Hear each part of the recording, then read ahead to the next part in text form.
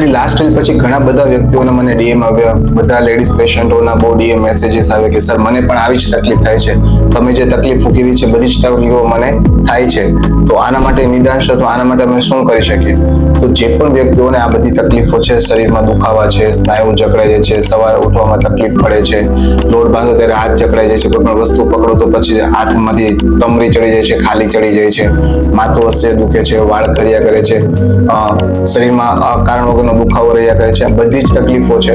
તો સૌપ્રથમ તમારે તમારા બોડીના ચેકઅપમાં એક તો હિમોગ્લોબિન ચેક કરાવવાનું છે, વિટામિન D3 અને કેલ્શિયમનું લેવલ ચેક કરાવવાનું છે, વિટામિન B12 નું કેલ્શિયમનું લેવલ ચેક કરાવવાનું છે.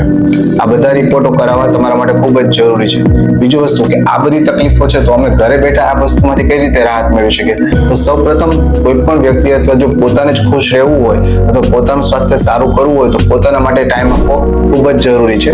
તો સેલ્ફ કેર સૌથી મહત્વની છે. તો બસ 10 થી 15 મિનિટનો બ્રિસ્ક વોક એટલે કે એક પ્રકારે જે વોક કરવો કે જેમાં તમને પરસેવો ઓળવો છે કે 15 મિનિટનો વોક તમારા માટે ખૂબ જરૂરી છે, જે તમારા બોડીમાં એક હોર્મોન્સ ક્રિએટ કરશે, ખુશીનો હોર્મોન સેરોટોનિન, જે તમારા બોડીને ખુશનુમા વાતાવરણ આપશે અને બોડી રિકવર થશે. ઉપરાંત સવારના કોઈ પણ પ્રકારના તડકામાં, બપોરના લઈને સવાર સુધીના પૂર્ણ તડકામાં બેસવું કે જેથી વિટામિન ડી નું સિન્થેસિસ સંપૂર્ણ પ્રમાણમાં થાય. અને સૌથી પોતાની મનગમતી વસ્તુ અથવા પેશનને ફોલો કરો કે જે તમને ખુશી આપે, તમારી બોડીમાં સેરોટોનિન અને ડોપામાઇન હોર્મોનને સિક્રેટ કરે.